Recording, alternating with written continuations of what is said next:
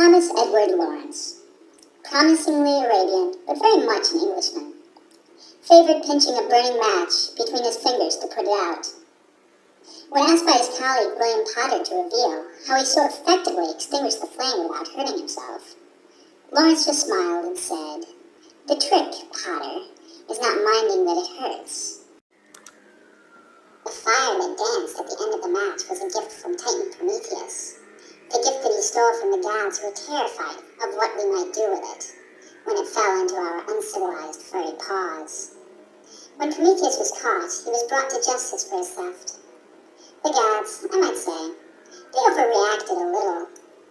Poor man was tied to a rock, as an eagle ripped through his belly and ate his liver over and over, day after day, all because he gave us fire. Fire! That first piece of true technology. Which begs the question, what have we done with it? 100,000 BC, stone tools. 4,000 BC, the wheel. 800 BC, the sundial. 9th century AD, gunpowder. Bit of a game changer that was. 1441, the printing press, only slightly less impactful. 18th century, Caspar Friedrich, Joseph Braddock Derby, Benjamin West. The triumph of imagination and individuality triggered the American and French revolutions. 19th century, Daumier, Millet. Gustave Courbet, father of realism, celebrated working class with rustic paintings that sparked the European Revolution of 1848. 20th century, the automobile, television, nuclear weapons, spacecraft, internet. That was just the first decade.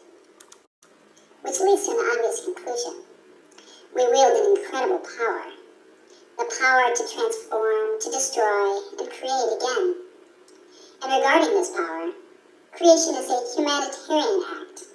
And I believe that there's a responsibility that creation should somehow be able to affect mankind, to make the world a better place. The question is, of course, what are we supposed to do with this power?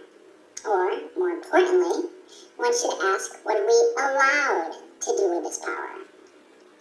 The answer to that, my friends, is nothing. Rules, restrictions, laws, ethical guidelines, all but forbid us from moving forward. What were the ethics during the Arabian conflicts? Why are rules preventing us from feeding impoverished cultures? These rules exist. These people who created them are afraid of what might happen if they didn't. Well, I am not afraid. For those who know me, you would be aware by now that my ambition is unlimited. You will know that I would settle for nothing but greatness, or I will die trying. For those who do not yet know me, allow me to introduce myself. I am the creator, and if you will indulge me, I'd like to change the world.